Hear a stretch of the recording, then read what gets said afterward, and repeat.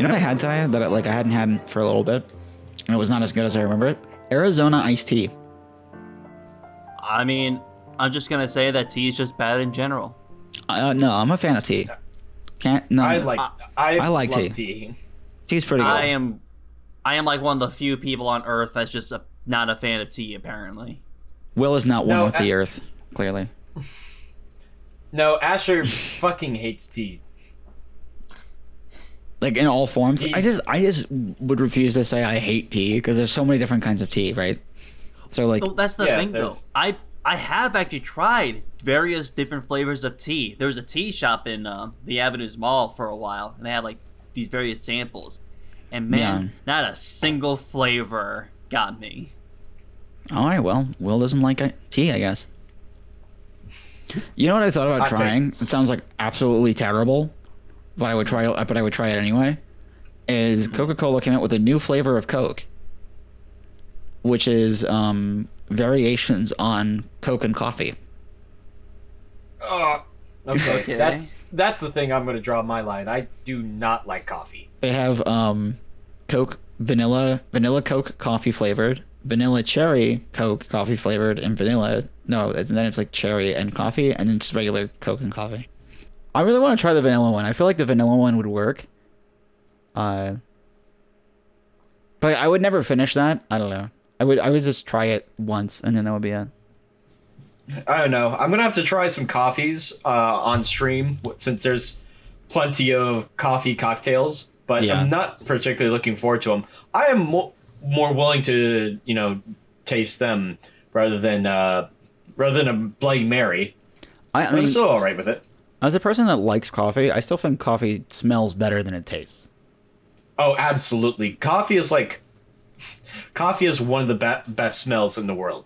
Yeah, I will say that. That's a fact. Oh yeah, I think I think everybody it's a common accepted thing, common accepted belief that coffee smells better than it tastes. Like totally, 100%. Nobody would fight that point, obviously. Well, one could say the same thing as could say something similar to gasoline.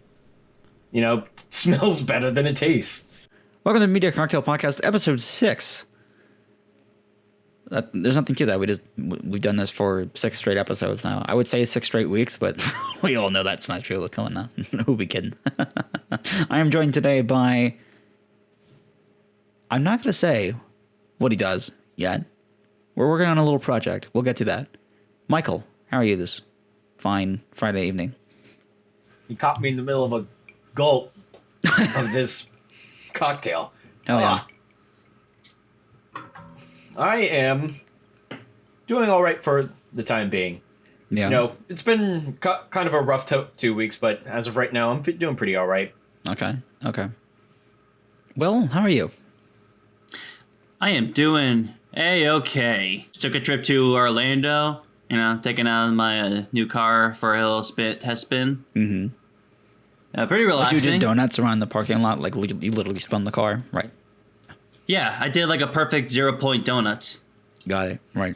Well, Well, you think that it's like the classic donut where you're drifting around the parking lot. No, Will actually spun the car on the trunk end up. Yeah. Because it was very difficult to pull off, but if you turn the car just the right way, it's doable. I thought he was gonna 0-point donut was like you're driving literally through a donut, like in the Simpsons Hit and Run game. Oh man, talk about a game that needs to be re-released, right? Fucking Simpsons Hit and Run. It might happen. Honestly, that's popular enough, and I'm sure people that care about that are now old enough where they would be in positions where they could get that done. So yeah, talk about a really weird good game though. Out of nowhere, no one expected it to be that good. Well, I guess if you make so many product placement games, eventually one of them's going to be good, right? Or not necessarily product placement, but you know what I mean, like franchise games. Like SpongeBob or whatever. If Battle for Bikini Bottom can get a remaster, anything is possible. Yeah. My God. But also, anyway. I'm not denying that I didn't do that. So, Brendan, how have you been? I'm fine. I got my first shot of vaccine today. It's pretty good. My arm starts to hurt more and more by the hour. Outside of that, all right. Which shot? I got the curious at home. COVID vaccine shot, which is the Moderna shot. which I don't know what it is. I don't know what it is about these vaccines, but I feel stronger. I feel more empowered. I guess you guys should just get a vaccine. It's just something you should do, I guess. I also got my second one, and literally I could do long division without like scratch paper or a calculator. Yeah. It's fucking crazy. We got fucking new powers from these vaccines. It's gonna be great. It's gonna be like X-Men, but everybody's. I don't know. But everybody's a mutant. But everybody's everybody's special. Everybody's a mutant, so nobody's a mutant. Other little bit of news. I just figured I would talk about it since I'm the big haha Rome 2 is bad. Rome Total War is getting a remaster in a bit that was shocking to me. It's something that I often thought about and said, yeah, this is probably something that needs to happen because the current version of Rome Total War runs like ass on modern operating systems. It doesn't really work at all. It's kind of hard to play. You play to the intended experience, but I'm mildly excited for it. That's it. We'll have more at some point. Sounds exciting. More news at 11. More news at 11. I honestly I have more to say, but I just don't feel like talking about it. So yeah, but it's a thing. It exists. Sick host. Sick. What a sick host we have. He has stuff he has to say, but he doesn't feel like talking about it. Hell yeah. This is a media cocktail podcast, everyone, where we just don't give a fuck. I mean, it's like mildly true. Well, as someone who is not a Total War fan, actually I've never even played a single game, I've got to say that this remaster looks abysmal. I am not a fan of the HUD. 1 out of 10. Not enough water. As someone that isn't into Zelda at all and has only played 2 of the games, I can definitively say that Legend of Zelda Skyward Sword is the best Zelda game for the Wii ever made. Hell hey yeah. guys, I'm Michael, and I have no opinions about any of these. Guys, I have what a no bunch opinions. of weirdos, That's why I am was I on a right? podcast. I'm just a blank void.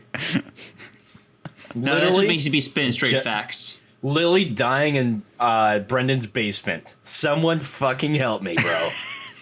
Bruh. See, straight facts. Anyway, we have a cocktail of the week every week on this Media Cocktail Podcast Ship Show. Michael, you mind telling us about the drink that none of us drank? Except for Will? Yes. So how it is going is this week we are making a Hot Toddy, which thanks to the very reliable source of Will's dad, is actually made for when someone is sick. You are going to need a lemon peel, a tablespoon of honey, and 2 ounces of whiskey. Doesn't have to be a specific whiskey, just whiskey. You take the squeeze of lemon wedge into a mug and leave it at the bottom of, as I said before, a mug. Please pay attention next time, Brendan. Then, in the mug, you're going to add the honey, the whiskey, and you're going to top it with hot water. Preferably from a kettle, because that's just the most efficient way of having hot water. Who's got a kettle, though? In this economy? What? Just microwave it, dude. Yeah, it's microwave Yes, the water. I was going to say, if you don't have a kettle, you can always just put some water in the microwave and leave it on for like 30 seconds to a minute. Who's got a microwave for in works a for cup. longer than a minute? In this economy? Also, not in a cup, just put the water in the microwave and heat it up. Did we When they fucking start go back to seeing- like 1932? Yeah, you didn't catch this that? economy? You didn't get the memo? We're in the roaring 20s, my dude. I was thinking that we're in the fucking sad 30s. No, that's yet to come. That's phase 2. Phase 3 is profit. Yeah. Have you heard of this sick new thing called jazz? No, I was told not to listen to it. It's the devil's music. My dad told me that he would beat me up if I listened to jazz.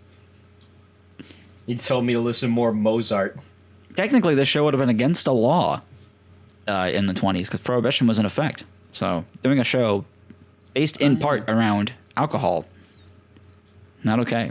Not okay. Well, we could have been officially promoted by the Mafia.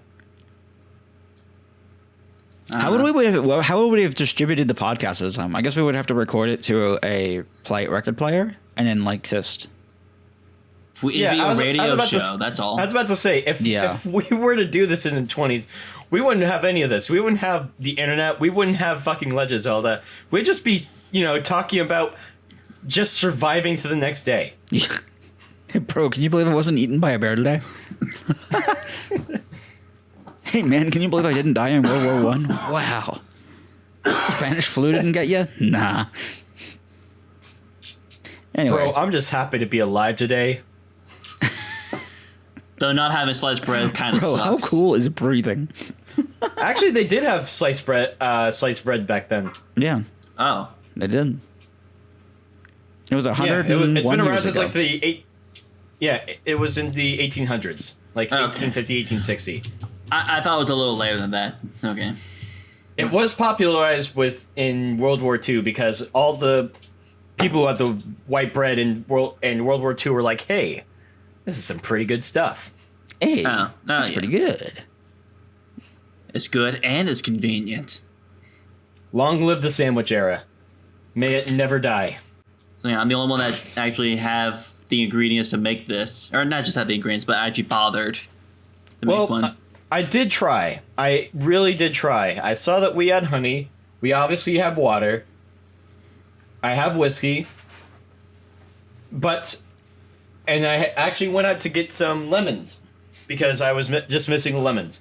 Until I learned that actually the honey that we had was we literally bought when I moved into my current apartment, which was 4 years ago. Well. And though honey doesn't go bad, we had a type of like artificial honey. That's it then, I guess. Yeah, pretty much. Yeah. So that was the drink of the week. I hope you participated. It's pretty good, though. I probably poured a little too much whiskey because that is some strong stuff. Yeah, so for our host and myself, I made something called a Bourbon Crusta, which requires lemon wedge, sugar peel, a lemon peel spiral, which I just learned how to make like an hour ago, 2 ounces of bourbon, half an ounce of Cointreau, and fresh lemon juice. I had a bourbon with ice. Again. As I did last week. But the interesting thing is that this time I put ice in it, or as in last time I hardly put any ice in it. So much different outcome, I would think. Yeah, shaking it up, dude. Yeah. I would have gone with the drink of the week this week, but we were in a little bit of a rush to just start getting the podcast going for undetermined circumstances. I can just feel the seething. Just like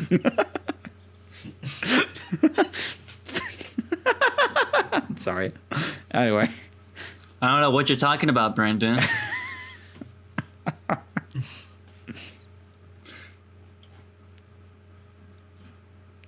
I'll never forgive you. That's what I was waiting for. Michael, how was your week? My week was all right. I've been actually... here's something for you gamers. With the capital G. Trademark. Trademark. Exclamation point. Comma. When I was growing up, I actually did not own a PlayStation 2. PlayStation 1. Not even like a PlayStation 3. I was purely like a Nintendo guy. Nintendo GameCube. I had the Xbox 360 for most of that console generation. Only thing that like my first console was the PlayStation 4. So I actually missed out on a lot of titles that are considered classics. And one of those being God of War. So I've actually been playing in my free time God of War. Which I nearly beat, but got to a section that I literally do not think I could beat where I am now. I've tried many times, got extremely frustrated, and said, okay, game, GG, you beat me. I beat, however, God of War 2, and I'm currently going through God of War 3. Which, God of War 2 and God of War 3, and even God of War 1, not bad games. Actually been kind of enjoying my time. There are some things I'm like, this is really like a thing of its like era, like all like the just obscene nudity. Yeah. At times. And it's a little bit hyper violent. But other than that, I've actually been kind of enjoying my time with it. Enjoyed 2, enjoyed 1 mostly. Enjoyed 3. Or been enjoying 3. I'm like just starting it. I have been reading the novel Dune. A little bit more of Dune. Excuse me. And I'm about halfway through the book. I should have been reading it more consistently more often, but I've just been doing a little bit of reading. And I tried a little bit of Saints Row 2. I'm not sure if I would consider myself truly to be I enjoyed Saints Row 3 when I played it. Still kind of do. Saints Row 4 is an alright game. However, I never went to the classics and played Saints Row 2. And I tried it, and I actually realized something I really do not like, which is, in order to progress the story, you have to get a certain amount of respect. And which means mostly doing these side missions, these like little side content that I would be alright doing just like in my own free time, but it basically forces you to do like races, the septic tank game, which is like, yeah, you can do it. You try to go for gold. And it's like, I'm trying to go for gold. And the game's like, you didn't do it like in time. You didn't do it. Why are you doing it? You got to do it faster. I'm like, I'm just trying to do it with what I can. Dad, I'm trying. Not good Do enough. it better. Not good enough. Not good enough, son. I've been meaning to play Saints Row 2. I have Saints Row 4 and 3, and I have 2 as well.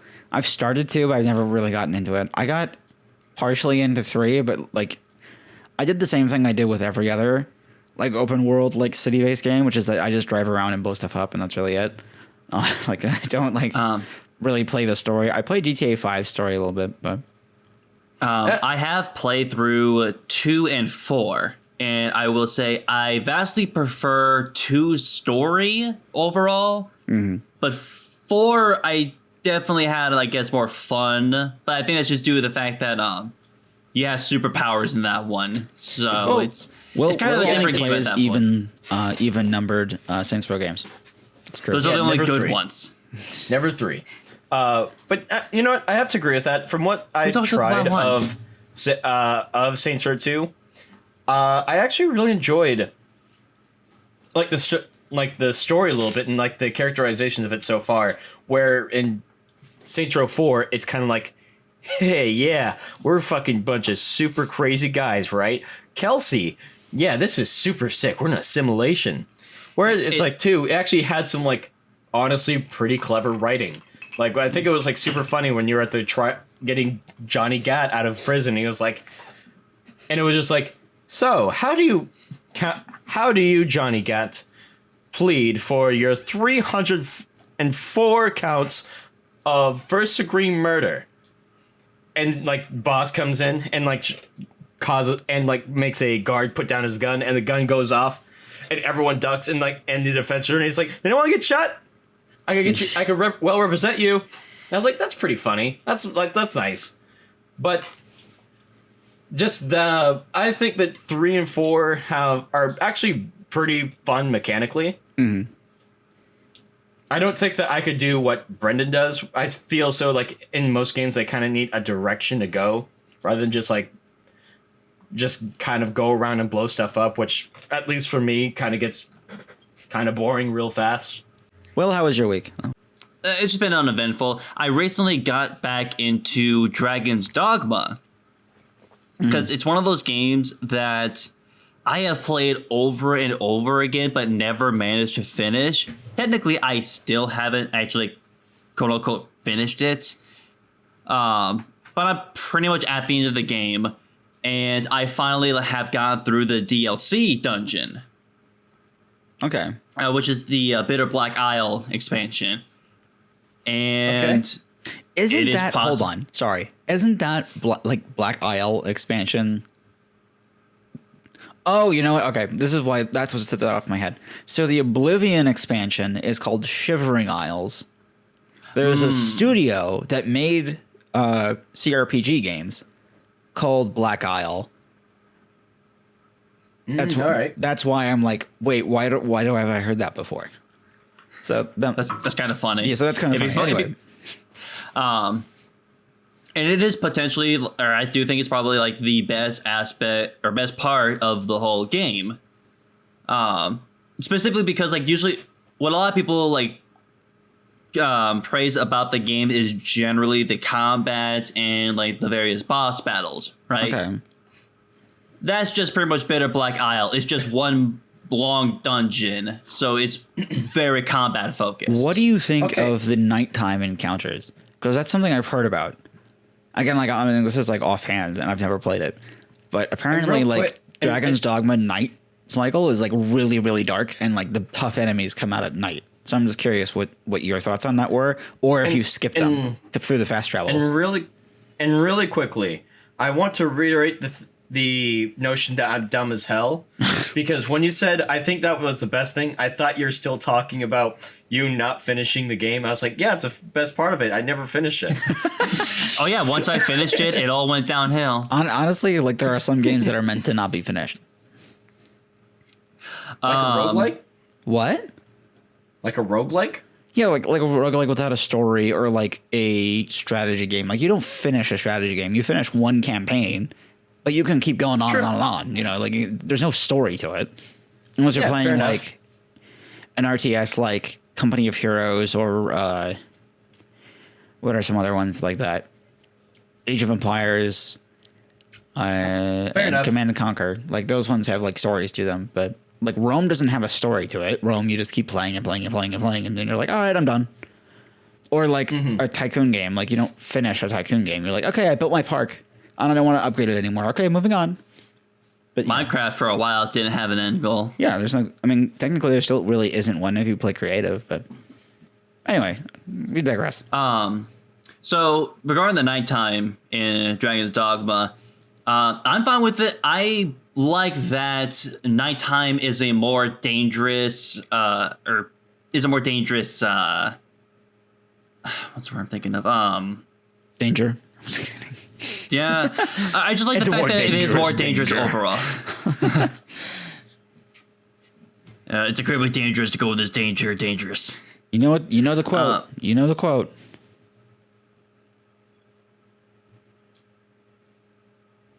The danger quote. If Will doesn't know this, I'm gonna like lose it. Fuck. I am actually drawing a blank. It's too dangerous to go alone. Here, take this. Son of a... I'm going to go in the corner now. Anyways. But I like that nighttime affects the world and makes it more hazardous. And in regards to the whole nighttime being dark thing or whatever...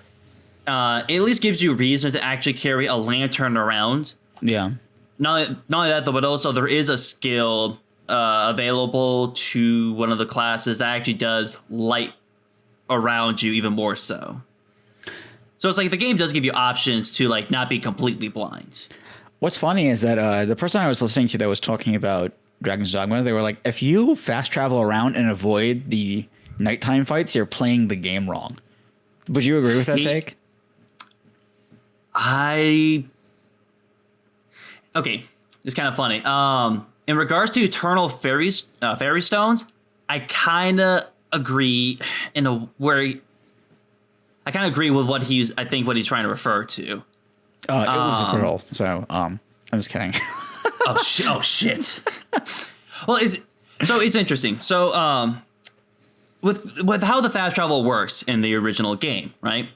is that it's a very limited fast travel. Normally, you only have 2 points to fast travel between, and you need a very specific rare. It's rare early on and pretty expensive item.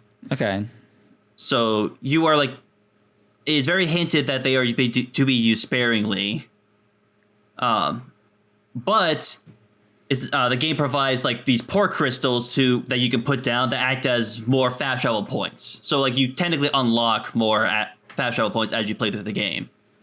But having like such a limited form of fast travel, I think does add all that layer of strategy of, okay, do I want to use this fairy stone, or should I just risk it and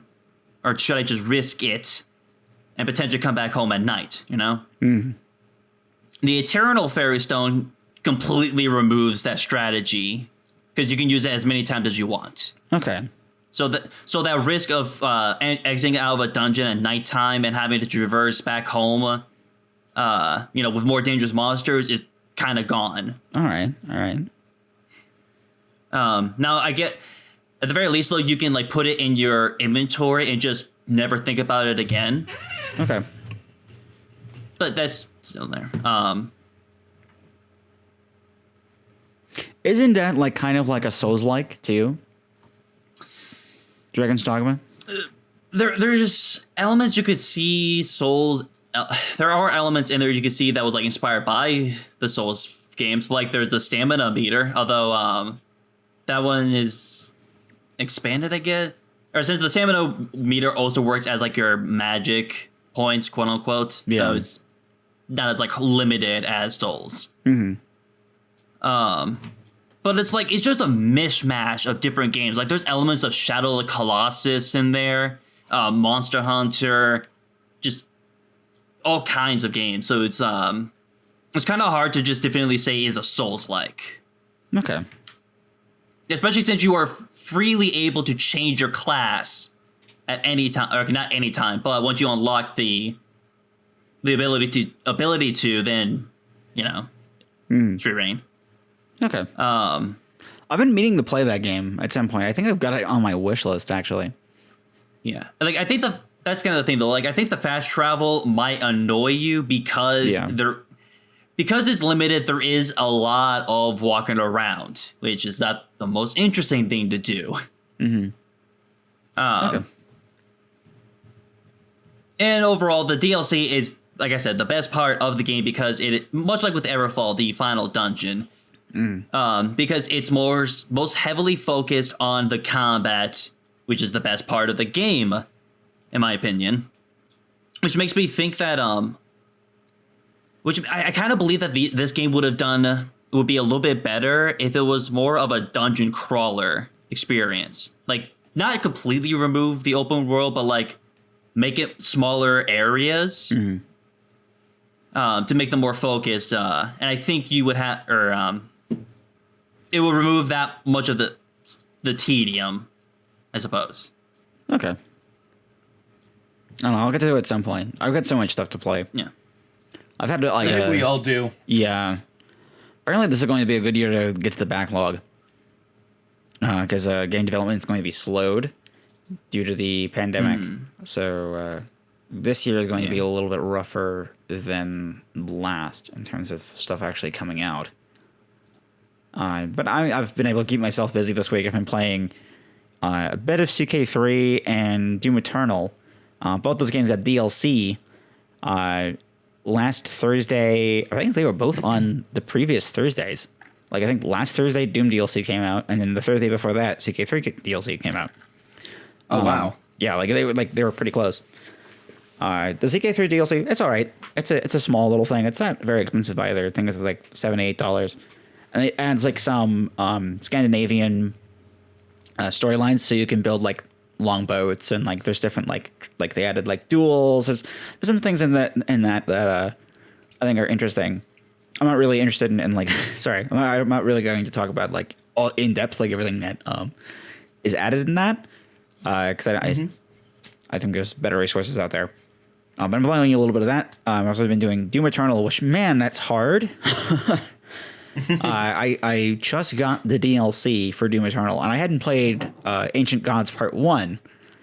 So I started playing that, and I am right now, after about 9 hours, off and on been playing the base campaign and battle mode just to try those things out as well. So it's not entirely 9 hours spent on the DLC. I'm about a level and a half into the first part of Ancient Gods. So I think it'll take your time, you know. So it is, because I've been hearing like some people say like, oh, and I don't know which one is like, it's like, oh, this game's too hard.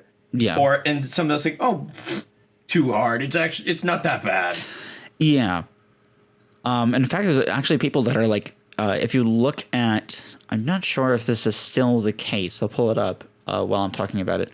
Apparently, some people are actually mad at id right now because they think, it's still at mixed. That they think Ancient Gods is too easy, and they dumbed it down too much, and that the levels are like way too simple. So there's even like a little bit of controversy about that right now. Well, what would be your opinion about it, Brendan? Well, I haven't played Ancient Gods Part 2, so I'm not going to give a take on that one yet. But from what I've played of Doom Eternal's, or of Doom Eternal itself, and also part of like basically the first half of Ancient Gods Part 1, is I think it's a great game. I think this is probably one of the best Doom games they've ever made. I think it gets what its gameplay loop is perfectly. I think the problem with Doom Eternal is the stuff outside of the gameplay loop. Like I think its story is not very interesting outside of like if you're diehard. I don't think it goes in like as interesting of a direction I think it could. If we ever talk about Doom Eternal in depth, I'll talk about that stuff then. I don't want to give anything away. I mean, as a bit of an outsider to the Doom series, has there even been much of a emphasis on the story of Doom? No, there's never been much of an emphasis on the story of Doom, but this time they decided to do a little bit more. And what they did with it is interesting, but if they were going to go that route, I think they could have done a lot more to make it way deeper. Like they tried so hard to make it seem super epic and like grandiose and like, oh yeah, this was an ancient battle waiting to happen. Yeah, but like they've skipped some steps along the way, and like if we get to when we get there, we get there. When it comes to Doom Eternal, we might talk about that in the podcast or something. But I think that in terms of like its gameplay loop is almost perfect. It's really one of those games where it is not no longer, or it's close to. It is not a problem with the game. It's either you're into it or you're not into it. It's like almost like Dark Souls, where Dark Souls is like its gameplay formula is almost perfect. So you're either into it or you're not. You know. Yeah. Where like there's hardly anything wrong with like the core, like what you're doing. Yeah, like it is so finely tuned that it is hard to put blame on the game, right? Rather than just personal stuff, you know? Right. So like again, these are like early thoughts. I'm only an hour and a half into the first DLC. I haven't even played the brand new one yet. What I can say about battle mode, because they've changed that a little bit as well, is that I think it's a little bit more fun than it was. Like I can tell they've done some balancing, but like I just don't think it's a replacement for deathmatch. Like I just don't. Nothing can replace deathmatch. I really think they've got to add deathmatch into it, which they don't have at present at time of recording. Maybe that'll change. I don't know. They are planning to continue to update the game throughout this year, so we'll see what that holds. There's going to be apparently a big interview that somebody I kind of know, not really, Tyler McVicker is doing with the game director Hugo Martin, in which they talk about some interesting stuff. That video is not out yet, so as of recording, if there's something interesting in there that we need to talk about on this podcast as it relates to the DLC, we'll talk about it then. That's not everything I've done though.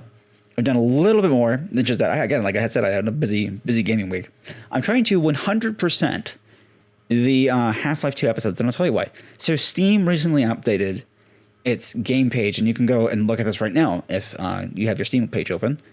You can take a look, and they've added a complete games list. This was I think it was kind of there, kind of not. Now it's there. It's called Perfect Games, and you can see everything that you've had 100% achievements in. And I was like, you know what? I like the Half-Life 2. I like Half-Life 2. I like Half-Life Episode 2. I should probably 100% those games. So I'm doing that. I streamed a little bit of episode 1 on I think it was on Wednesday, and I had some like moderate fun with that. I done Half-Life 2 a bit ago, but now I'm catching up with the episodes, and man, those achievements aren't really fun. They're just not really. It's like kill 30 of this thing, do this 10 times. I'm like, this is very like basic achievements.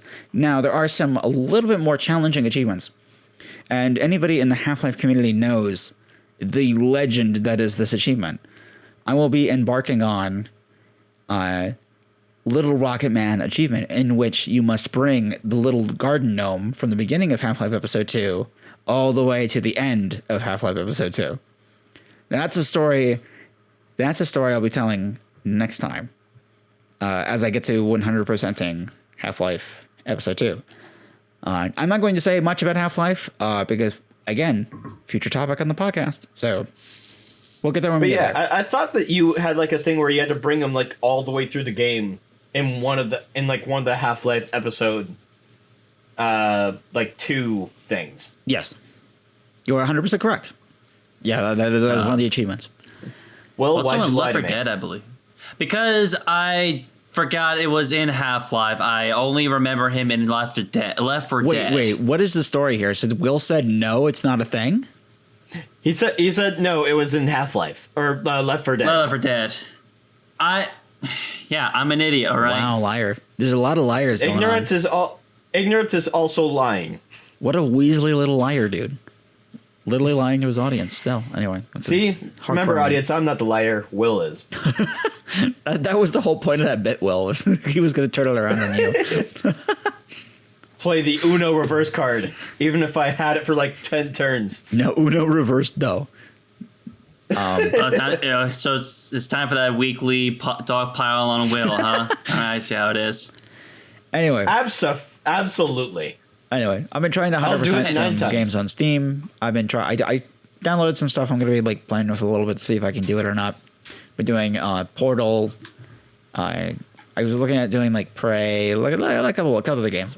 Transistor, maybe Below. We'll see. We'll see what else I'll do. Something I will 100%. I will 100%. See what I did there? Is Rome Total War Remastered, which is getting achievements as part of it. So I'm totally at 100% that when and if that comes out. I've also been playing, and this is my last bit, a little bit of Parkitect, which is something that I did not think I'd be getting into, but I am into it for the time being. Parkitect is a Roller Coaster Tycoon clone, but not based off of like Roller Coaster Tycoon 3 or like the stuff that came out after 2. It's mostly focused on like, what if we made Roller Coaster Tycoon, but it's 3D though, but it's also the same camera angles and the same like art aesthetic. I was like, okay. I played it off and on for a while. It never really grabbed me. Sorry, what, Mike? So kind of like pixely and like 8-bitty? Not really 8-bitty. It's 3D. It's 3D, but like from that same like angle, from like that same like way you build structures, like the tile setup and like things like that. I think I know what you mean. Yeah. Please look up a trailer for it if I'm not being articulate enough. It's a cool little game. It's made by a small team. That's all I do is Parkitect. I was in early access for the longest time, and I was really excited about it. And then it came out, and I played it, and I was like, this isn't for me. And then in the recent couple of days, I've been playing it and really enjoying myself. I actually built a Bloodborne themed theme park, like loosely themed off of Bloodborne, which gave me the idea. Specific. That would be so cool if there was a Bloodborne theme park. So cool. Go fight the Orphan of Kos without the chainsaw. Right, go to Yharnam, and then the roller coasters are the bosses. Hell yeah. Yeah, here's the thing. I believe that, you are truly one of the greats of, like, media once you have a roller coaster named off of you. Oh, yeah. Even if it's a shitty roller coaster, like, the Green Lantern roller coaster. Yeah. The Late Night Show with Jimmy Fallon. We'll talk about that. We'll get there. Later. We'll get there. Perhaps later. Perhaps wink, later. wink. We'll get there. Anyway. Nudge, nudge. All right. I've been playing a little bit of Parkitect. It's a fun little thing. The only problem I have with games like that is that eventually you just run out of steam. So you're like, okay, I built this park. Now what? So I think I've got a little bit left in it. I've got like half my park built, and I still have like a ton of land left to build stuff in. I'll share like screenshots of stuff I've built if people are interested in that. In a future episode, but someone will have to leave a comment or whatever. But yeah, that's a little fun. Wait, something launched? What the fuck? Oh, never mind. My friend's playing a stupid game. Okay. Wow, stupid. I'm telling on you. Okay, yeah, you find that person, figure it out, all right? All right. Leave it to me. Yeah, you'll figure it out, okay? That's about it for stuff I've did by myself. Of course, we all stream, or some of us will stream, some of us may stream, some of us may stream in the future. Who knows? Only Ada Wong knows. Nudge, nudge, wink, wink. By the way, except even she doesn't know. What? Sorry.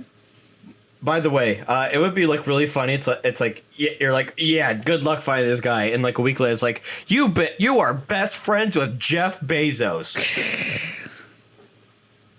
I did all the homework necessary. Anyway, we all do streams. Will and I have been playing Dark Souls 3. In which invasions can go to hell. I think Will agree with me. It's a fun time. I love getting absolutely ganked by people with better armor than I have. It's so easy, Will. It's so easy. I can't. As we say on our streams every week. I can't help but feel a little vindicated because I remember you guys are starting, and I've always felt this about invasions. I always thought invasions were the actual worst thing about the Dark Souls games. Yeah. That is a 100,000,000% hot take. And what I mean specifically is I have no problem at all if it's like, the red summon stone sign. Yeah. Or even like bosses with gimmicks with with like invasions, such as the Mirror Knight in Dark Souls 2.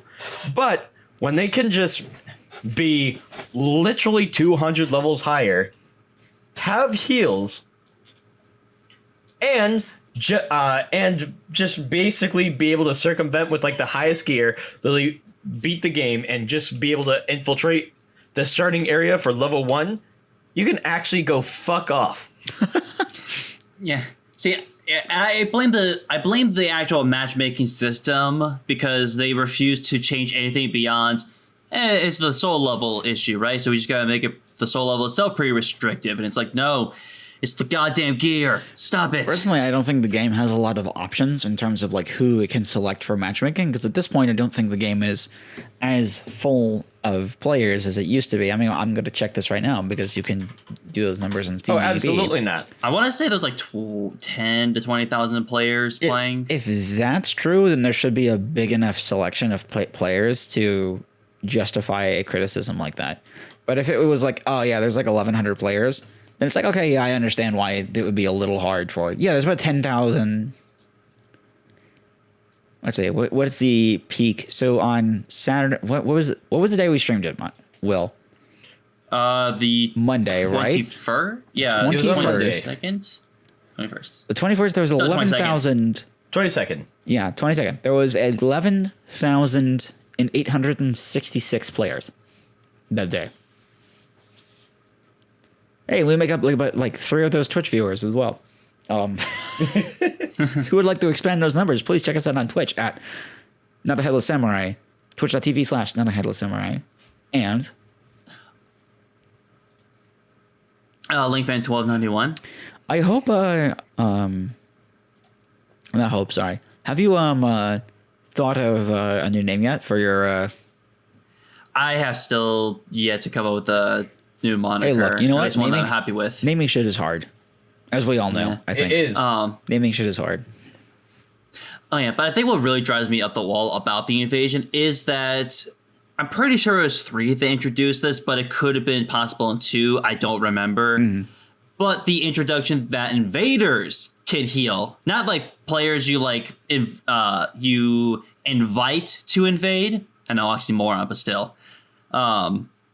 But like just the idea that this person can just come in and like have as many heals as the other or as the person they're invading, kind of, I kind of have a problem with, because basically it starts becoming like a temporary obstacle in that sense, and more like, okay, this person can literally like whittle down my entire stack before I've even left the bonfire. What the hell? Yeah, I feel like I disagree. I am 98% sure that in Dark Souls 2, the entire thing was, once someone invades you, they have zero like healing stuff, and you also have zero healing stuff, to make it like a more like, I guess you could say, fair thing if you want to be, even though that there's like the thing of like, you have spent all this time going through the mission, through the levels. I don't recall like them turning off like the host be ability to heal. If that was the case, that is crappy. I'm fine with the host being able to heal, because the invader has the advantage of being able to attract enemies to you. Not only that, but also they have the inherent thing of like, if they like, say that you were to join a game where they just forcefully, they didn't like put their summon sign down, but they forcibly put their sign down, like invaded you with a red orb, right? Yeah. Yeah. They're probably going to catch you somewhere in the middle of everything that you're doing. So when you're probably dealing with like, have already been fighting like a few enemies, maybe like a mini boss, and you're like maybe like kind of struggling into health, but you're kind of making it. That's also an inherent like advantage of that system. I just was having for the invader the whole time. Oops, I was tabbed out of that. Oh well. But yeah, that's like also a inherent like advantage for the opponent, which is also the same thing in Dark Souls 3.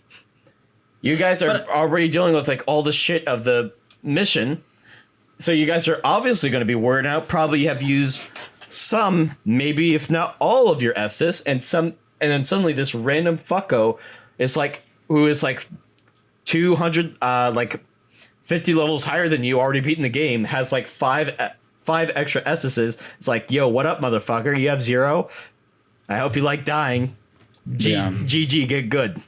I wish so like, I think the perfect invasions in terms of like the From games that I've played was Bloodborne, because what Bloodborne did was they were like, okay, yeah, people can invade you, whatever, but it's only in these set locations, and there is an enemy that you can kill to stop the invasion. And also there was that item where you can start one if you wanted to, right? So like, I think that's a better idea. Like, there's a way out of it if you want to get out of it. And I think it's almost very like, I guess Souls-like or Soulsian. To be like, so yeah, you can blunt force your way through this thing, but there's also a smart way of doing it, you know, and include that in the level design. That's what I don't like about the invasions in Dark Souls 3, is that like they just keep coming. They just, like, no matter what, like, you can kill the guy, and eventually if you hang out in the area long enough, there's another dude. Sometimes because the matchmaking pool is so small, despite the player numbers, you'll run into the same guy over and over again, as Will and I did on numerous occasions. The same like 2 or 3 people would show back up in the world. So much so that we had to like get one of the people who were watching our stream to come help us. Well, and like Dark Souls 3, I think is an especially egregious example, because it just seems like every area we come across is just PvP heavy. Yeah. I did not hear about this. Sorry, what? I did not hear about you guys having to get someone completely separate to. Yeah, it was one of my viewers. One of Will's viewers just randomly was like, "Hey, can I come and help you guys with these invasions?" And we were like, "Sure." And it gave us like a bunch of embers and stuff like that. Like, cool little experience. Yeah, the guy was pretty cool. It was actually a constant theme of the stream, is people showing up in our chats being like, "Hey, can we join? Can we join though? Can we join though?" Yeah, it's like I appreciate. I got a little sus of it after a while though. Yeah, it's like I appreciate that help, but I think we're good. Yeah. Granted, even though like we were still getting invaded by people, obviously, who should not be invading low-level players. Mm-hmm. But again, I just think that is the biggest problem. It's just the matchmaking in general, where it's I think they just need to find better methods to prevent these players with obviously better gear invading level 1 players. Yeah, it's always been sucky. Even when they try to finish it, fix it with a $20 thing for Dark Souls Remastered, they still couldn't do it. It's just too hard for them, I guess. And this is outside of the usual answer of we can just go into offline mode. Well, yeah. Well, for what we're doing, we can't go into offline mode because we're trying to do an online campaign. We're trying to play Dark Souls 3 basically co-op. Which is not really the way it was meant to be played, but oh well. Whatever. It was something fun to do. Who cares? Who cares? Yeah. We're doing some other streams as well. Will streams quite frequently, I think. Some obscure indie thing called like Devil May Cry something. I don't know. Actually, it's Devil Never Cry. So Devil No Crying in Baseball. I don't know. Something along those lines. Something about the Seattle Mariners. I don't know. We'll get there. So basically, while Brandon is trying to 100% like some unrelated game, I'm actually 100%ing a real man's game. Yeah, Devil Dogs Go to Heaven too. Man's game? I don't know about that one. You mean that dude game? That's a little sus, Will. Sus. But yeah, please check out my streams of Gods Never Cry. All Dogs Go to Heaven Part 2. Except your dog. Except there is no heaven. It's just doom. Well, one of my friends actually told me one of the funniest things I've ever heard. That was one of those AI bots coming up with titles, for how it was they have those automated generators for tiles and that type of stuff. Yeah, and it was the funniest thing I ever heard, which is all dogs go to heaven except yours. Nothing. Okay, I'll take the L on that one. I mean, I liked it. Complete silence. That's not the only stream we're doing, or that everybody is doing. We're also doing Far Cry 5 streams. They've been infrequent, but we'll get there. We've been one step at a time, one drink at a time. One drink at a time. We've been playing Far Cry 5. Me and Michael have been playing it. It's just pure comedy, honestly. Pure comedy. It's just a mess. I think we have still yet to complete a mission. We did. We beat John. Oh, did we beat him? I didn't know whether we beat him. Well, he was like, hey, you ever tried saying yes to me? And we're like, no. It's that's the problem. And then he was disappeared, and we had to fight through a building. Oh, is that a mission? Yeah, we remember it was you were being hunted, and it was that part when we got captured. Yeah. Okay. So if you want to catch those streams, and I have also been playing this obscure PS1 game called Legacy of Kane Soul Reaver. Nobody cares about that. Anyway, I've heard of it. Nobody cares about Legacy. Sweep it under the rug. Just sweep it under the rug. That's right. What the hell? Do that along with the rest of the PS1 games. What the hell is even Legacy of Kane? Wait. Is this what I think it is? Hold on, I've got to look this up. I mean, it started off as a Diablo clone, then eventually got turned into a 3D action platformer. If this is what I think it is, okay, this is not what I thought it was. Okay, what did you think it was? I thought there was this game that the Inside Gaming Funhouse guys played because they do this series called Demo Disc, or they used to. And I think Legacy of Kane was one of the games they played, but they kind of play games like the Mystery Science Theater people who watch movies, basically.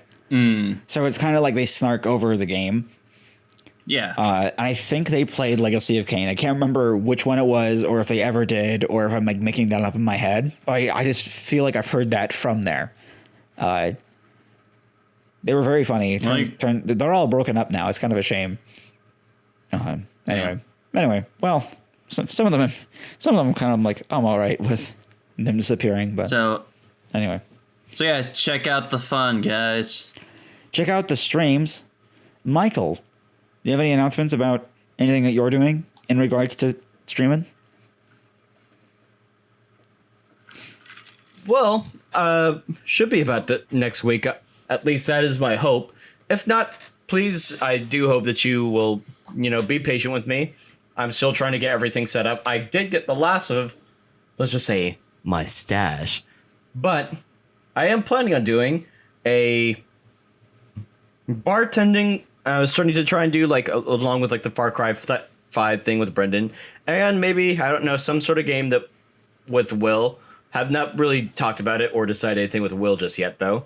But I am planning on doing a kind of like a bartending stream. I'll be making some, cocktails on stream. And for the most part, just shoot the shit. So when I start doing that, I hope that you'll join and just have fun with the rest of us. Yeah, so check all that stuff out on Twitch. It's always linked in the podcast description when I write those. I don't know. Usually I'm so tired by the time we're done with an episode that I'm like, okay, yeah, moving on. And then the descriptions are kind of lackluster or not existent. Anyway, last week, 2 weeks ago, it was Michael's turn to go on picking the media of the week. As you know, every week on the Beer Cocktail Podcast, one of us, three lovely hosts, picks a video game, book, movie, whatever, piece of media to discuss on the podcast as the topic or topics of the week. So, Michael, what was your topic for last week? That's me. My name's Michael. Yes, my pick was bizarre. Okay.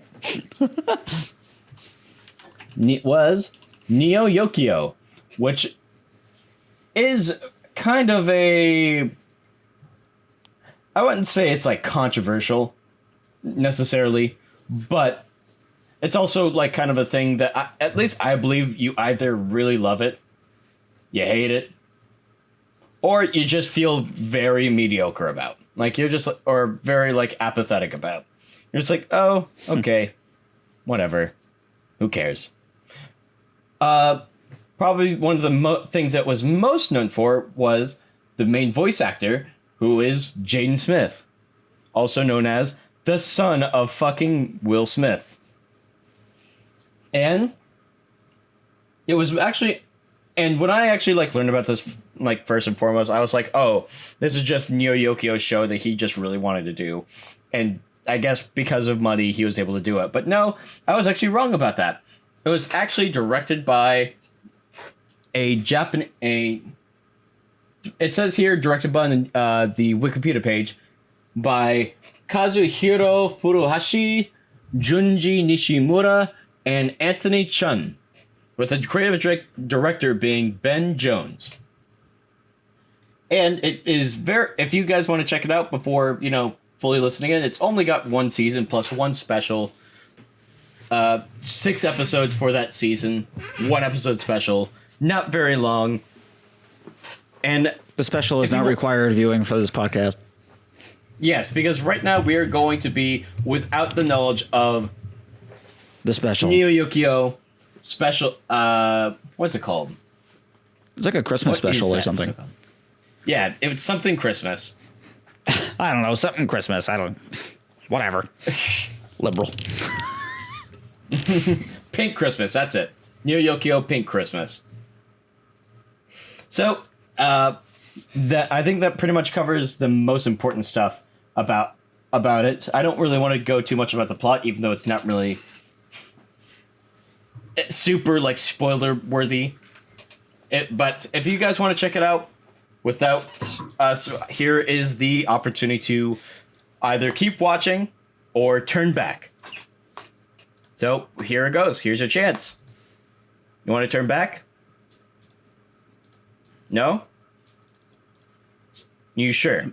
Damn. Are you really sure? This is your last chance. Anyway. Did I just hear a meow somewhere? There we go. All right. I could have sworn like I heard a meow. Is that River, Will? No, she's not in here. No, I think you heard my mic arm because I was moving my microphone around and it squeals whenever you move it. Oh, now it's gonna be up there. It is. Yeah. Oh, you actually reminded me that I forgot to change my chair out. So hopefully, good luck to you, Brendan, in post. Yeah, I heard it a couple times. Great. Anyway, we're in Lost Pixels tradition.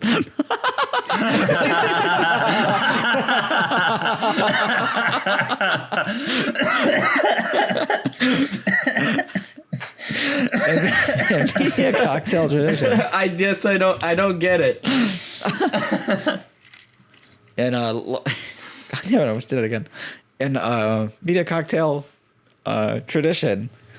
Will, please share your thoughts on Neo Yokio first. Well, I appreciate how this show tried to show the societal pressures upon such a wealthy young man into being the absolute best bachelor that he could possibly be, because it very much mirrors our own reality, where the higher up in the food chain you are, the more the society deems you to be more perfect than you really are. And thus, because of that, you are destined. You're back. I can still hear I'm grabbing bourbon. You are fated to eventually think of thoughts of suicide to end it all, which is beautifully told by Jaden Smith's character of owning a grave, or his own grave to lay in. I'm so glad you mentioned that. And just the general, and it's not just the societal pressure upon him, but also just society as a whole, as the those left behind in the slums are just forgotten about and neglected. To really show the deep, dark underside of Neo Yokio, to show that it's truly not the greatest city in the world. You know, Hulkamania.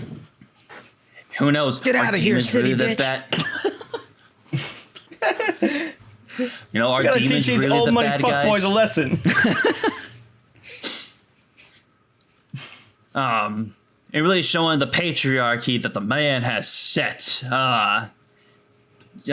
Forcing their kids to wear specific clothing. God forbid if someone wears a midnight blue outfit. Shame. The darkest shade of midnight blue, by the way. Actually, it's fashion forward. Oh, Taz, I'm sorry to see you lose a midnight blue. It's so fashion forward.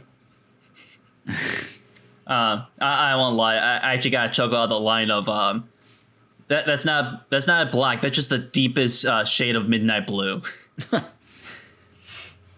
I like that everybody looks it. at it like it's like horrendously disgusting that he would wear that. Like it's so Yeah, funny. it's literally the fashion guy was like, "Oh my god, you look like an animal." Let me fix that. Again, see? Societal pressure. So, what'd you think? Well, it's kind of a shame that it only had really 6 episodes, because honestly, some of those ideas that they did put forward kind of felt like, oh yeah, this is a thing. Bye. Yeah, like I remember the whole like it introduces an idea and then just moves on. Like it doesn't like languish on anything. Like I turned all my homies into butterflies. I had to chase their bitch asses. Like the robot maid guy or whatever, where it's like, oh, he had a pilot this entire time. Okay. Oh. Only appeared one other time, and that was during the finale. Yeah. And I don't know, and this might just be me. I don't know why she sounds like it's some middle-aged dude trying to sound like a 60-year-old nanny. But it's hilarious. Can I just say that the cast of this thing is like ridiculous? Have you guys looked at the cast list of this? I mentioned it a little bit. To Mike when we were watching it the other day. But this thing has like a lot of like kind of famous people. Holy fuck, he's got John DiMaggio in here. Jude Damn. Law, Jaden Smith. Fucking Willow Susan Smith is in it Sarandon. at some point. Steve Buscemi. Ray Wise. Like, what is this cast? Like, That's probably what they spent most of the budget on. yeah, honestly. probably. And somehow they spend all this money on a cast and everybody phones it in. I don't know. Jane Smith really knocked it out of the park. Honestly, we'll get there. Anyway, Will. But all in all, I had a good time with it. It is not a great show by any means, but goddamn, it's only 6 episodes. Just pop in for like a couple of days. It's great to just laugh at. I that's all I can say. Okay. But again, like they do present interesting ideas, though. Don't get me wrong. Like, it's clear there is some form of satire in here, but it does kind of feel like they didn't really have the time to go too deep into it, like the demon sympathizers. Like, this might have been my own expectations, and that's probably my own fault here, but I initially thought they were gonna go into this whole like Jaden Smith's, I think, realize, oh, well, I've been doing bad this entire time. Maybe the demons aren't such a horrendous creatures after all. Mm-hmm. But then it's just kind of never talked about again. I mean, hell, it kind of feels like his role or his job as being a demon hunter kind of gets forgotten about after a while. Yeah, eventually it just becomes like security for places, which I thought was weird. Yeah. Just like randomly. All right, yeah, protect the Soviet race car driver. Yeah. Yeah, because protect this like jewel. Yeah. That's like jewel crystal. Which when he did that, let's be real, the value of that should have gone way down after the fact. Oh yeah, the way he like scanned it for like the being demons or whatever, where he took out Literally every took diamond. literally took every diamond off and put it back on with, I guess, like some go-go magic goo. Some Bakugan power. Hey, if it got signed by Jaden Smith, I think this value would have increased then. What was Kaz Khan or whatever the fuck? Hey, #1 Bachelor, still pretty worthwhile. All right. So, what are your thoughts, Brendan? I'm very mixed on Neo Yokio. I was going into this was my like expectation, right? I thought, and this is probably like, this is way off, right? Some of this is way off the mark, but this is what I thought going in. Okay. Will Smith is a very famous dude. We all recognize, yes, Will Smith is a famous man. Who? Yes. I never heard of him He's before. made a lot of Jaden. money in his time. A lot of money. He loves his kids. I think it's very clear that he likes his kids. And so Yeah. I thought the narrative of this was, hey, Dad, can you make me an anime? And Will Smith said, yeah, sure. And this is not out of the realm of possibility. Because the movie After Earth came about for that exact same reason. Will Smith only made and partially funded and produced After Earth because he wanted his son to be as big of an action star as he was. So, not out of the realm of possibility for him to say, for his son to say, hey, I would like an anime. Not out of the question, I don't think. Of course, sadly, not the case. Another expectation I had going into this.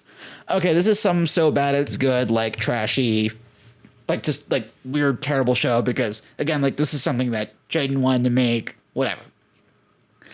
The more and more I watch this, the more I don't think it's cleverly done. I don't think that it's worded properly. I don't think that it's presented well. Or I think that there's something core of interesting satire happening there to the point where, like, I said it as like a partial joke to Mike while we were watching it.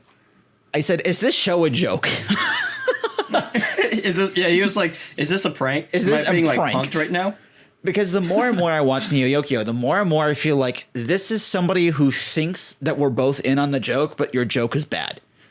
Like it's like somebody that's like making fun of a friend of yours and then like nudging you like, haha, aren't I making fun of them? And you're like, nah, you're just being a dick, dude. Like you're just like it was like It's not cool. like an interesting attempt at satire, so much so that I think that the actual casting of Jaden Smith is no joke, perfect. I totally understand how you could sit in a boardroom with the amount of satire that I think they were having going into this, and I'm being a little charitable, to be fair. And straight up casting Jaden Smith because of how like monotone he is. Like I could totally see like being like watching After Earth or whatever. I mean, like that kid can't act for shit. He sounds like he has a monotone, like bland voice. Wait, we have this monotone, like bland character who's an asshole. Yeah, let's cast him. Like I could totally see some director being like, yeah, that's actually perfect. And you know what? And a lot of times, I think he works perfectly for it. The only thing that sucks about it is that everyone else sucks as well. Everybody else is bland. Everybody else is like boring. There's no life to anybody. There's a really like kind of icky scene in episode 4 where like one of his friends turns into a woman. I didn't think that was handled like well at all. No. They try to save it with the end. They try to save it like with like 1 or 2 lines of dialogue, and I'm like, I guess you at least you know you're being an asshole. Like, again, like, yeah, it handled that scene with all the grace, of a fucking pickup truck falling off the freeway. Yeah. But again, like Will said, there's something here. I think this was an attempt at satire, but not a great one. I think I can totally see how this is supposed to be commentary for something. I totally see it. I think it just comes way out of place. Like, I don't know anybody that really gives a shit about fashion anymore. Like, it's not the big thing to hate. Like, right now, the big thing to hate is, like, sports. Or, like, you know, like, that culture around that. Or, like, there's a couple other things that, like, people would like to hate. Hollywood itself, you know. Well, you know what? I think I'm going to have to disagree with you slightly there. Because, I mean, I think that the entire reason why, like, you know, to quote a dead meme here, the drip meme was so popular is because it's like, oh, all the fucking Supreme and Gucci shit that's like going out there, especially with like influencers. Yeah, it's become like such a joke. I think it's become such a joke. Actually, I think you've hit on the core of what is the thing to make fun of in our like decade, our generation. Fucking influencers, 100%. Regardless if it's like for like makeup or for like YouTube or for gaming or whatever it is, like those are the people that people are like kind of after right now. And like if you like, I guess like part of like of the way that you can get your finger on the pulse of this stuff is like watch what SNL makes fun of and the jokes they make. They're bad, yeah, but like that is what the average like person thinks of this thing. You know, someone that's not into like the extreme hobbies that we're in, and we're in some pretty niche hobbies. Even though they're pretty widely accepted now, like anime, regularly watching anime is still pretty niche. Certain types of video games are still pretty niche. Comic books are like, it's a niche. Like I don't even know a lot of people that read comic books frequently. Manga is certainly niche in the West, you know. Yeah. Mm-hmm. So we're in our own bubble, right? We are in our own like weird cocoon where we have our thoughts on things, and like someone outside of that bubble would have zero clue what we were talking about or even care. So like, you know, there's that. And I think that that's a part of the thing that the show kind of addresses. Like clearly Kaz is living in his own little bubble. And sometimes they like characters around him will try to show him that he is in that bubble.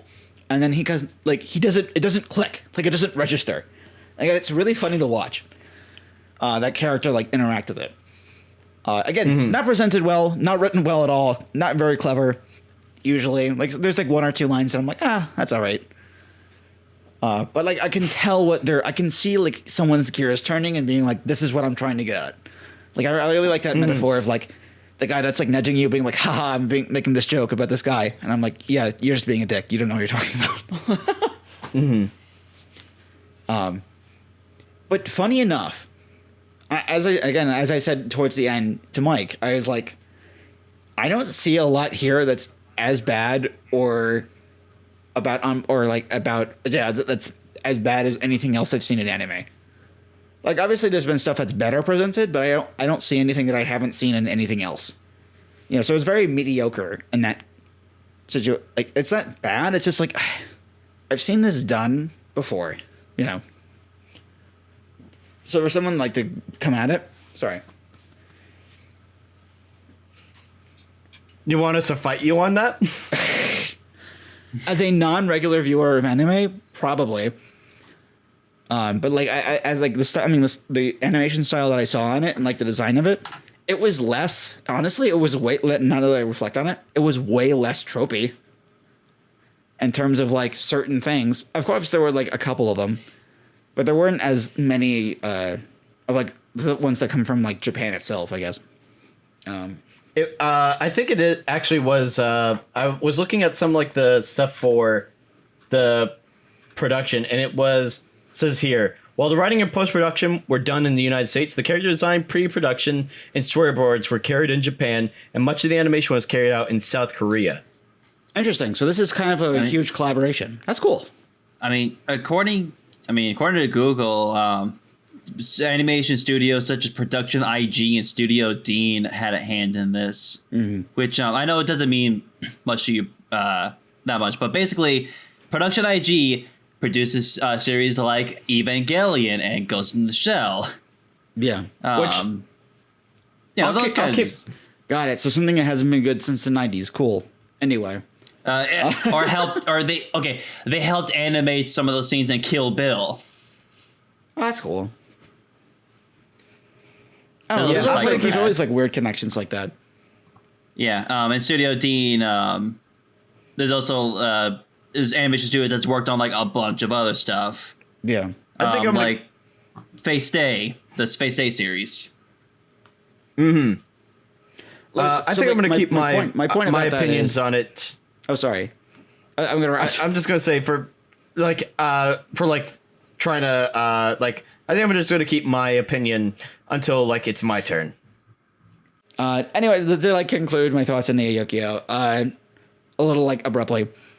I think it's a strong attempt at not a strong attempt. It's a weak attempt at satire, with some minor strengths and some that I can kind of get like where like someone was thinking, but like very mixed bag. That's like when I was thinking of a score while I was watching the final episode, I was like, I don't know where I am, because at some points I was like, this might be like a 6 or 7, and at some points I'm like, yeah, this is a 3 or 4. So like it was a roller coaster for me through that, because again, like the hardest part of the show is finding the line between satire and, oh no, we did this wrong.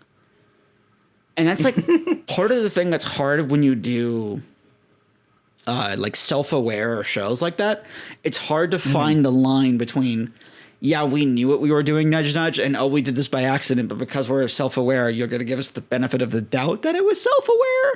You know, like, it's kind of like hard to like strike the balance. So, like, I don't know. We'll get the final scores when we get the final scores, but like, I don't know. Very mixed on this one. Michael, go ahead. All right. So I had already seen this show before with a good friend of mine, and roommate, but what I basically feel about the show is the same. My roommate actually unironically really enjoys the show. He actually like finds it like really good, really good. I get that. I still personally feel like it is a attempt at. I still, as I feel it's a funny show with some of like the things it does and says, but I still think it is.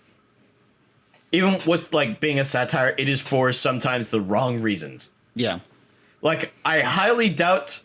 Like when I heard one of my favorite things, which is, yeah, I was trying to show my homies my water magic, but I accidentally turned them into buddy flies, and I had to catch their bitch asses. Yeah. I thought that was the funniest thing, but I don't think it was for the reason that the show was like trying to make it funny. Mm-hmm. I think it was just like the reason I found it was such a weird, outlandish like piece of dialogue. It's so like weird and out there that I just couldn't help but to be funny, other than like the situation that it was in. So rather than laughing at like the punchline, you kind of laugh at their attempt at the punchline. Yeah, I thought it was the thing of like you're not laughing with them, you're laughing at them, right? Yes, like stuff like that, and also when the demon head was legitimately like, "I see you, bitch." Yeah, that's something I want let me get that. to mention really quick is that this show has such great like one-liners, like just like out of nowhere. Like some of the delivery is so funny and like weird that like it just makes like perfect sound clips. And that's what I kind of love about the show. It has these like as you said, these weird sentences that make for like great sound bites, but I don't think that they were made like to be laughed at for the reason they wanted you to laugh at it. Mm-hmm. I think it was just something completely coincidental. Another great line that is, you know what? You don't deserve this giant Toblerone. It's like, what? That's like, what? It's so funny and outlandish and out there that I still have a hard time believing, oh yeah, they meant it to be that funny. Yeah. The animation is kind of bad. Just bad.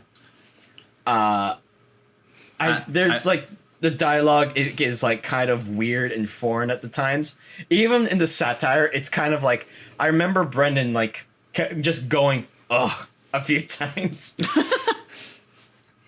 Yeah. Some of the dialogue is just awful, and so that's why I always just be like ugh. I like the. Sorry. I would want to mention this just really quickly. I like the universe they set up. They do nothing with it, but I like the universe they set up. Oh, New York City is now a city-state called Neo Yokio, where Manhattan is sunken into the ocean, but 9/11 hasn't happened or something, and the Soviet Union still exists, even though it's like 2030 something.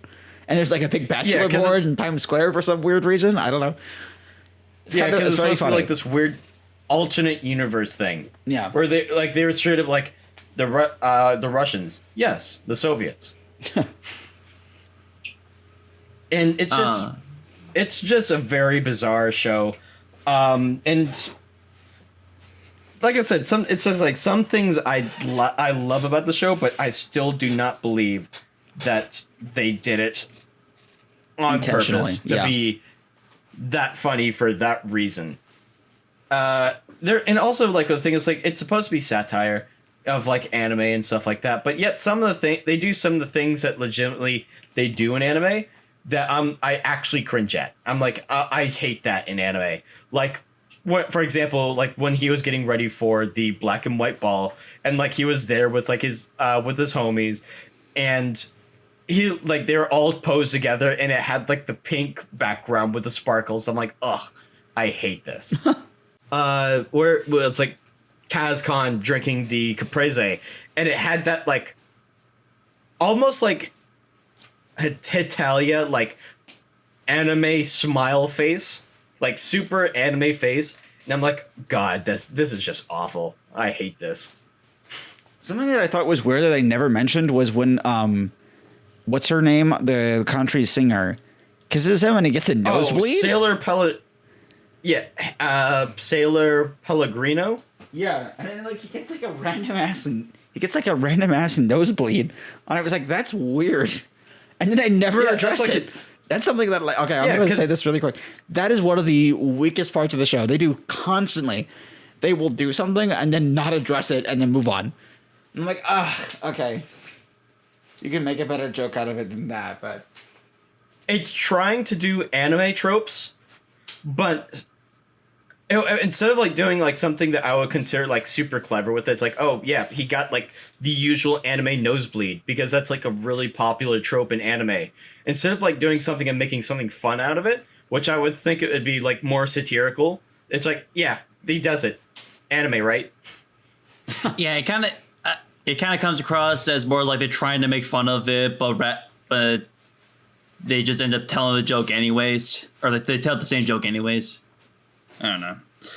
It's pretty much they like say it's like they do the thing and it's like anime, right? And they just don't do anything else with like a punchline.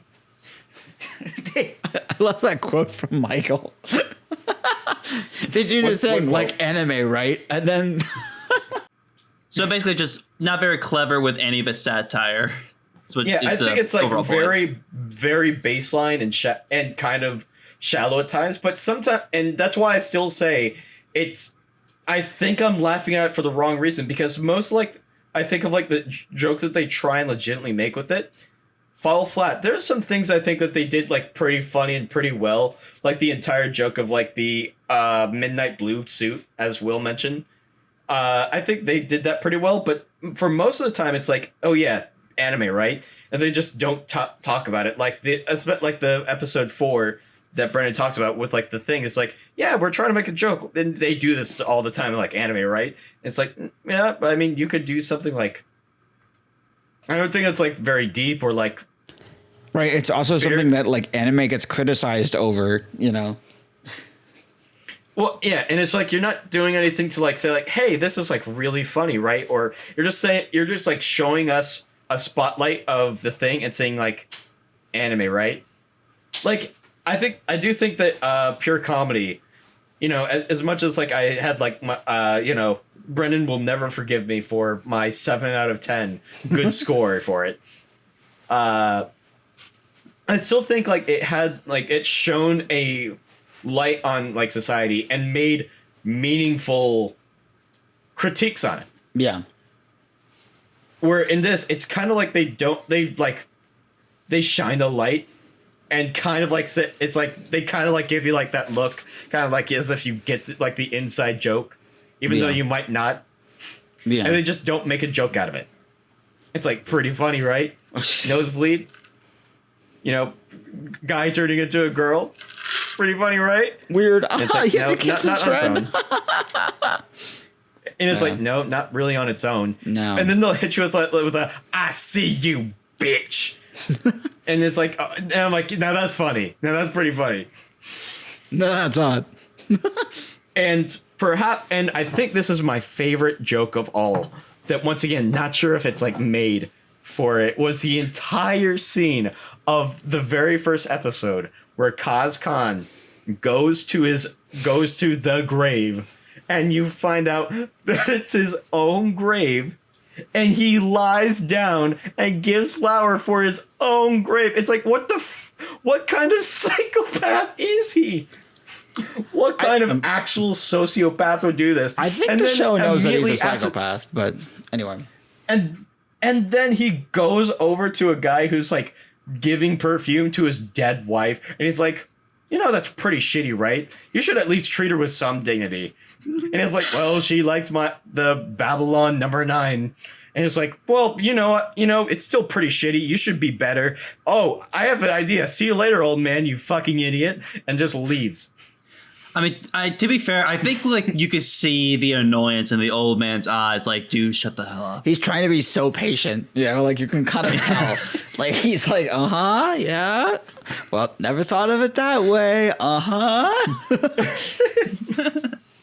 And I think it's that like that was like so funny. Like probably the funniest moment of all the show. Literally, when I first saw it, I was on the floor, just slumped out of my chair laughing at him going to his own grave. Yeah. And how he brought his own flowers, don't forget. And he laid in it. He laid it on top of his tombstone. Gotta prepare, dude. I'll repeat that joke. I mean, Nicolas Cage has his own gravestone prepared. He does, So yeah. He I built think like a that- pyramid or some shit. Like it's kind of crazy. So overall, I think that the show does a lot things worse than better. But there are some things that I would say, just like some like really odd, weird quotes that are just sprinkled in out of literally nowhere, that I actually would say it is that I would recommend to watch. It's not long. It's not like you're gonna be like waiting at the edge of your seat because it's like, oh fuck, we have like 11 more episodes of this. It's a very, very digestible show. And that's why I would honestly recommend you seeing it. It's almost like it's so bad it's good, but there's a lot of things that are like fun, so bad it's good, but other times it's just not good. All right, so I guess with that, what are some scores from everybody, Michael? I would say that Neo Yokio is probably a 4 out of 10 objectively, but for my personal enjoyment, I would give it like a 6 or 7. Because even though like the parts that are like them trying to do a thing or like trying to make a joke that doesn't really work. For those like high moments, for me, they are very high in order to justify actually watching this show. So I would actually still give it. So my personal enjoyment is still pretty high. It's not great. It's not even good, like objectively, but it is enjoyable if you just want to see something completely outlandish for no reason. Well, I'm kind of on the same boat. Like, I would give it a 3 out of 10. wow. I have to say. Just because, yes, if I looked at it as a satirical show and, you know, all this stuff, it doesn't quite do enough with the material it's given. Since, again, it's just, hey, here's a cool, interesting idea that doesn't really come back into play in any way. It just kind of mentioned and gone. And yeah, and again, I'm laughing at it, probably not for the reasons that the writers intended. However, it is an extremely easy show to just make fun of because of how it attempts to make its humor. It is, and because of its short length, like because you get for just a couple hours, it's like the perfect show to just pop on, open up a couple of beers with their friends and just have a good old time. And I do like recommend checking the show out once, just to like kind of witness some of the insanity for yourself. Even though we just kind of spoiled most of the show, but the story doesn't matter. No, when not it really. does. It tries to set up an arc in like the last 3 episodes, but Yeah. the arc is not fun or interesting, really. Yeah. It's just like, oh yeah, he's just trying to make his girlfriend jealous. Oh, cool. Which, I gotta say, I find it kind of hilarious how she had one boyfriend in the one episode and then like got over it pretty fast in the next. Yeah. It's funny how the show like loops too.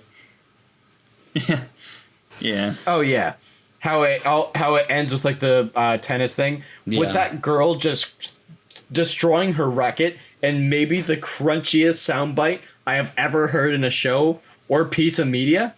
And like one of the weirdest like shots of someone in a short ever. I know there's worse, but like that was just like weird. Like Yeah, anime does do it a lot worse, but it's still not like preferable. yeah. Yeah, in anime you like see detail and shit. It's not good. Anyway. Or it is good, depending on anyway. Anyway. I'm sitting at a 4, closer to a 3 than a 5.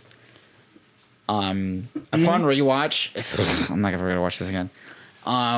It might be a 5 or a 3. Like I could see this going either way depending on something that I learned about the show. I think that there's enough there to suggest that they are moderately self-aware about what they are making, but that doesn't make up for the fact that they've done a lot kind of like screwed up here.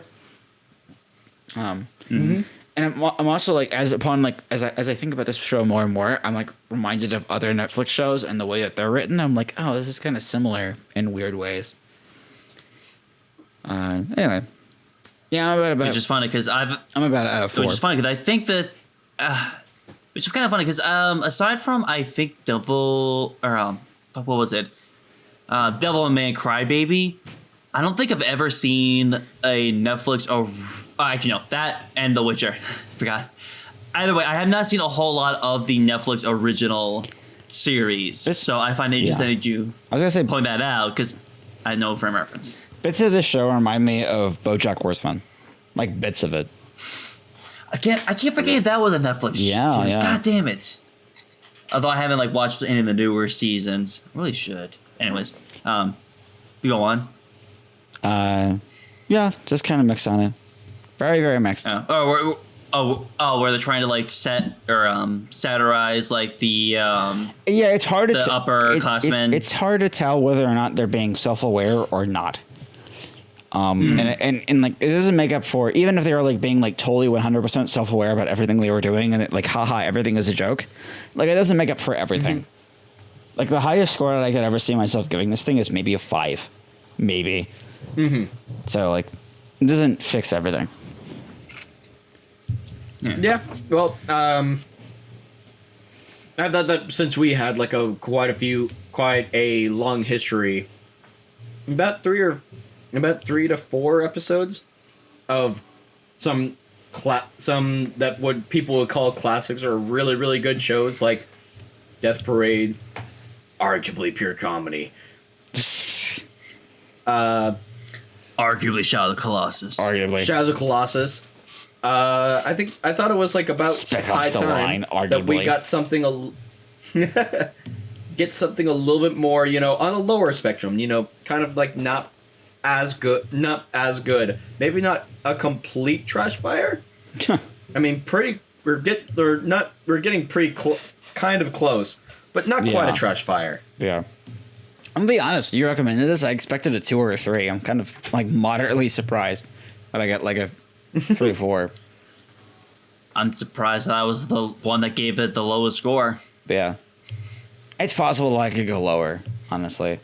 I'm going to have to find those clips now because I said, like, hey, here's some audio bits that I really liked. So I'm going to have to watch some of it again to find the audio clips. It's going to look great, though. Hey, man, you can watch at 1.5 times speed now. Oh, that's true. That's true. You're right. The coolest thing about Neo Yokio is that I discovered that Netflix now has double speed. I watch everything at double speed because my brain is just twice as fast. Anyway. You got the mega genius here. So, Brendan, now that we got all our scores, we now have... So, Brendan, you have the next media choice of the next week, all right? Yeah. We don't make a good sacrifice. I do. We'll get there. Does anybody have anything to plug this week? Anything at all? We're doing streams. There's going to be more Dark Souls 3. There's going to be more Far Cry. There might be some... Give me more Devil May Cry. Yeah. There's going to be some more... Maybe we'll get a Michael stream. That would be cool. I would like to see what a Drinks and Fun stream looks like. At least in concept. So it'll be fun. Yeah. Should be interesting. Yeah. Honestly, I would just like to see another video from Lost Gamer. Right? Maybe we will someday. Who knows? Anyway, the next piece... LOL, never going to happen. Next year. The next piece of media to check out is my choice. And I choose, count them, not 1, not 2, but 3 pieces of media for next week. Or, sorry. And I still say that he's a goddamn cheater. I am not a cheater. For one, it's fucking all of our show. So if we were like, hey, don't do that, you can talk to us and say, or talk to me and Will, or Will can talk to you and me, or any one of those combinations and say, hey, I'm not cool with this. Well, before I update the document weekly. So you know what I'm going to do and what I'm not going to do. You know. So what you're saying... And nobody once asked me whether or not we can do more than one thing. Nobody once asked me. Audience, I want you to come with me together for one moment and say that Brendan is wrong. No one man deserves all that power. Let's stand up against our oppressors. Stand up. So what I'm hearing is that you did a lot of hacking. He did some hacking. Anyway, wrapping up. Holy shit. The pieces of media you gotta go to consume for our next episode is Uncut Gems, which is a movie that none of us have seen, but I've heard some good things about. I've also heard some hot takes. I've also heard some spicy takes, even, about it. So I'm very curious what everybody's thoughts are on it. Isn't that the Adam Sandler movie? It is one of the... It has Adam Sandler in it. Yes, it's one of the good ones, apparently. So we'll see. Like I said, as previously mentioned, I'm being a little greedy this week. I'm going to also recommend some songs from one of my favorite music artists. I'm recommending the songs Don't Smoke and Get Off the Internet for next week's podcast. So if you don't want to be spoiled for Get Off the Internet, Don't Smoke, and or Uncut Gems, be sure to have listened or watched to all of those by next episode. I feel as though it's really hard to, spoil a song. It's doable. Believe me. We'll get there, though. Well, we'll get there. It's kind of like... It's like, we'll get that comment eventually. Unless it's, a story song... Like, there's this one song that I think about. I don't listen to it all the time, but it's called Mariner's Revenge, which is like literally a song. I love Mariner's like Revenge. It's Decemberists. I love the Decemberists. Hell yeah, dude. Yeah, and it's like, I can understand you getting spoiled on that. Yeah. But for something like if I were to say, like, I think it'd be really, really hard for me to spoil you, Brennan, on, hey, Yellow Submarine. And you're like, oh, bro, I was meaning to listen to that, bro. That's not fair. In some cases it's doable, some cases it isn't. Okay. That's where we're going to leave it. Thank you for listening to episode 6 of the Media Cartel podcast. We got here better late than never. Don't forget to check out the Smash stream it's on my page, twitch.tv/notaheadlesssamurai. Go check that out. It will be uploaded to the YouTube channel at some point, either in its entirety or edited. I haven't decided yet, but we'll get there. Again, thank you all for listening. Check out the associated streams. I haven't thought of a good outro yet, so see you next week or next episode, I guess. Bye.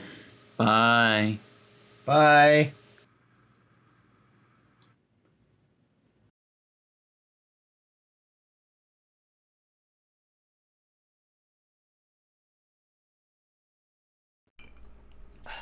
We're all gonna die someday. It's true. It's not the key. Just for you people out there. I hope you know. Just a quick reminder. I'm gonna throw that clip in at the end.